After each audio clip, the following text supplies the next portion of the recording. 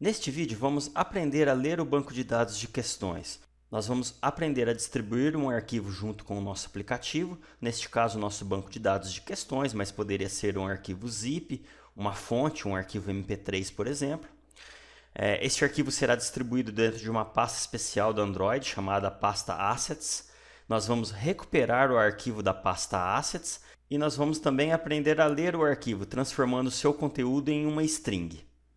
Primeiramente, devemos distribuir nosso arquivo de banco de dados de questões junto com o nosso aplicativo.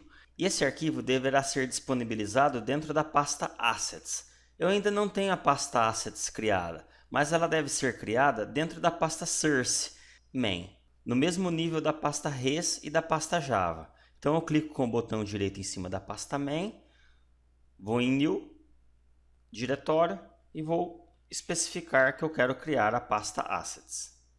Agora eu preciso colocar o banco de dados de questões aqui dentro dessa pasta.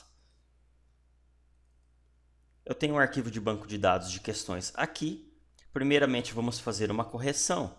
No primeiro objeto da propriedade quiz, eu tenho o nome de respostas.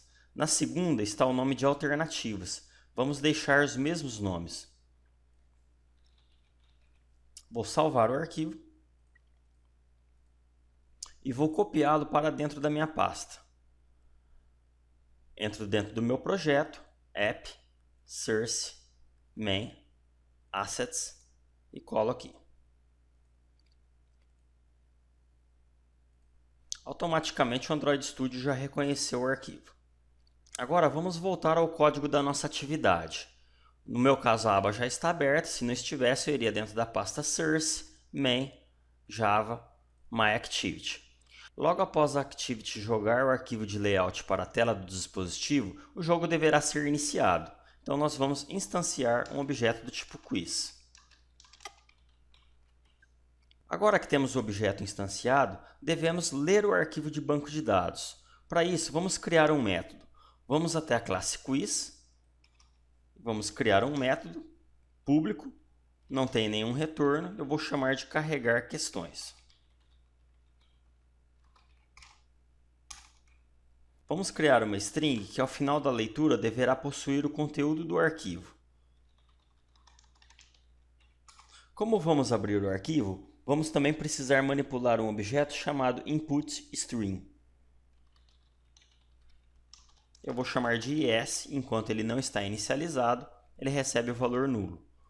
Vou dar um Alt Enter para ele fazer o import. Agora o nosso inputString deverá apontar para o arquivo que nós iremos ler. Neste caso, o arquivo que está dentro da pasta Assets, o banco de dados.txt. Então, is é igual ao contexto da nossa aplicação, .getAssets, para se referenciar àquela pasta, .open, o nome do nosso arquivo.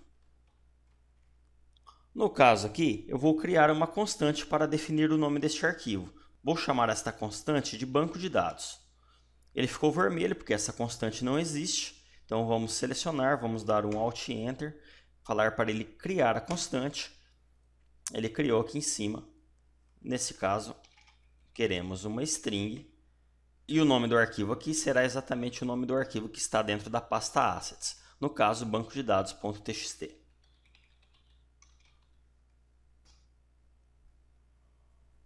Neste caso, não temos acesso ao contexto da nossa aplicação, porque estamos manipulando uma classe que não tem nenhuma ligação com o framework Android. O contexto, neste caso, seria a nossa própria atividade, então devemos passá-la como parâmetro para a classe quiz para acessarmos a pasta Assets. Então, aqui neste método, iremos receber um contexto. Vamos dar um Alt Enter para ele importar a classe Context. E agora ele está dando um erro porque o método getAssets.open pode gerar uma exceção. Então devemos colocar essa linha de código dentro de um bloco protegido. Vamos dar um Alt Enter e falar para ele adicionar o try. Vamos terminar de fazer a leitura do arquivo. Vou criar uma variável inteira chamada tamanho que irá receber o total de bytes disponível no meu input string. Agora vou criar um array de bytes chamado buffer.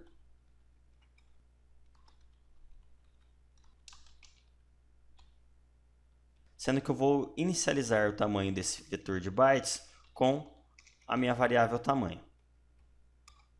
E agora eu vou usar o objeto inputString para ler o conteúdo do arquivo jogando no buffer. Faltou um igual aqui para fazer a atribuição. Vamos fechar o inputString. E agora vamos atribuir o conteúdo do buffer para a nossa variável arquivo. Então, arquivo é igual a uma nova string, recebendo o conteúdo do buffer na codificação latina ISO 8859-1. É importante passar essa codificação para não termos problema com acentuação. Vamos fazer um breve teste. Vamos jogar o conteúdo dessa variável arquivo no nosso log. Log.i, vou chamar a tag de mobgeek. Desta vez eu não vou criar uma constante. E o que eu vou imprimir no log é o conteúdo da variável arquivo. Alt Enter. Vamos fazer um teste, só que antes de executarmos, vamos voltar ao código da atividade e, após instanciar o objeto quiz, vamos invocar o método carregar_questão. Vamos passar como parâmetro o contexto da nossa aplicação, que é a nossa atividade. Então, diz. Agora sim, vamos executar.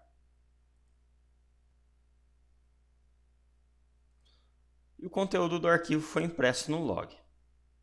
Note que do jeito que escrevemos nosso código, sempre devemos invocar o método carregar_questões após instanciar o objeto quiz. Podemos deixar essa tarefa um pouco mais automatizada. Vamos fazer isso no construtor. Vamos deixar o construtor encarregado de chamar o método carregar_questões. Para isso, durante a instanciação do nosso objeto, nós vamos passar o contexto, no caso a nossa atividade. Vamos voltar na classe quiz. Vamos criar um construtor. Então, o construtor é público, não tem nenhum tipo de retorno. O seu nome é exatamente o nome do construtor. Recebendo como parâmetro um contexto. Só que devemos armazenar este contexto. Então, vamos criar uma variável de instância privada chamada ctx. Agora aqui vamos fazer a atribuição. A variável de instância ctx recebe o parâmetro ctx, que é o contexto. E aí agora sim vamos invocar o método carregar_questões. Então, carregar_questões, não preciso mais passar como parâmetro o contexto, porque ele já faz parte do meu objeto. Então eu vou remover o parâmetro daqui e está pronto. Vamos voltar a uma activity e agora só precisamos instanciar o objeto, que a questão já será carregada. Vamos limpar o log, vamos executar novamente. Funcionou perfeitamente. Neste vídeo vimos como distribuir nosso banco de dados de questões dentro da pasta Assets, vimos como recuperar este arquivo através de um contexto e vimos também como manipular um arquivo inputString para fazer a leitura do arquivo.